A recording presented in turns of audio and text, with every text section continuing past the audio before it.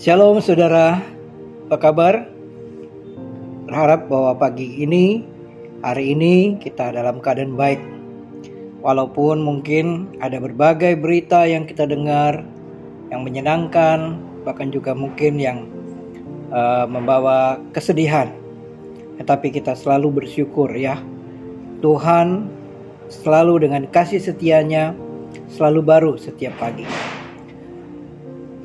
Saudara, kita memang banyak konsentrasi dengan pekerjaan, dan kita harus akui bahwa melalui pekerjaanlah kita bisa menikmati berkat Tuhan.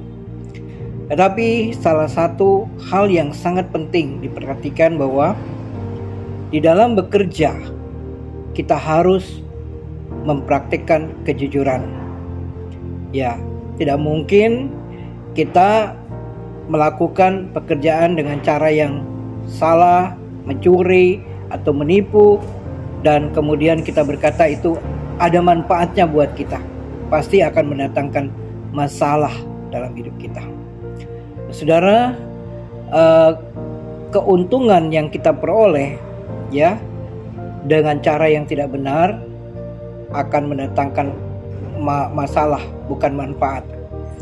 Nah, di dalam kehidupan kita, harta yang cepat diperoleh akan berkurang. Amsal 13 ayat yang ke-11. Kita dapat melakukan hal yang salah dan menghasilkan yang benar. Kita tidak dapat melakukan hal yang salah dan menghasilkan yang benar. Ya, kita akan membawa masalah pada orang-orang yang mencintai kita dan bergantung kepada kita. Amsal 15 ayat 27 juga menegaskan, siapa loba akan keuntungan gelap mengacaukan rumah tangganya. Jadi dampak yang paling awal dan mempengaruhi besar ya ketika kita melakukan kejahatan melalui pekerjaan akan kena juga dengan keluarga kita. Pikirkanlah, Anda bisa kehilangan pekerjaan, merusak reputasi Anda, dipermalukan menghadapi konsekuensi hukum yang ditanggung seluruh keluarga Anda, dan berakhir dengan rasa malu, dan semuanya akan berdampak negatif pada anak-anak Anda. Pasangan Anda layak mendapatkan pasangan yang jujur. Anak-anak Anda pun layak mendapatkan panutan yang jujur.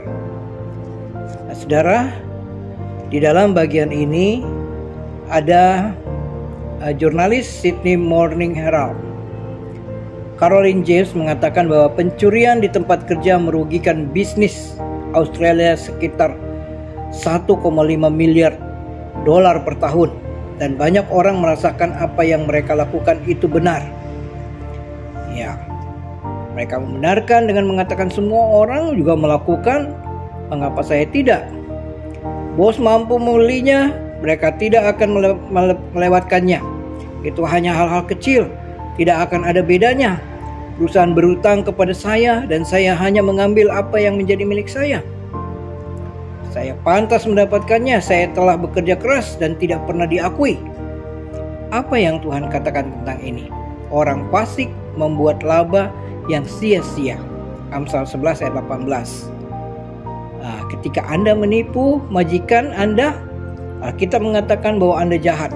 Dan semua orang, pengusaha, pelanggan harus dapat mempercayai pengikut Kristus untuk jujur, mendapatkan upah mereka, dan memberikan layanan berkualitas. Ya, jadi ada hal yang sangat keras buat kita di dalam hal bekerja, yaitu kejujuran, integritas. Saudara, saya pun pernah di dalam satu situasi di mana ada sebuah yang anggaplah sebuah lingkaran di mana tindakan-tindakan kejujuran itu kurang sekali, dan bahkan ada hal-hal yang tidak dinyatakan. Perbuatan-perbuatan itu secara tersembunyi dan memanipulasi data dan sebagainya. Nah, saudara, dalam hal ini kita yang bersikap jujur tentu tidak akan tenang dalam kondisi seperti itu. Dan dimanapun kita bekerja, bila ada ketidakjujuran, itu akan berdampak. Tidak usah jauh-jauh. Pertama buat keluarga kita, kedua mungkin orang-orang yang dekat dengan kita, dan juga buat perusahaan di mana kita kerja.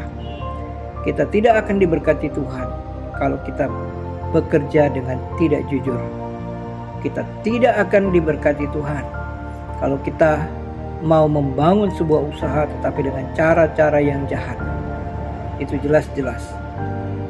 Usaha mencari keuntungan dengan cara yang tidak benar justru akan menjerumuskan kita pada masalah yang besar. Harus segera diselesaikan. Itu sebabnya mulailah bekerja dengan kejujuran, mulai dari diri sendiri, dalam keluarga, dalam usaha yang kita bangun, bahkan dengan rekan-rekan kerja, kepada pimpinan kita juga. Tuhan memberkati. Selamat bekerja. Amin.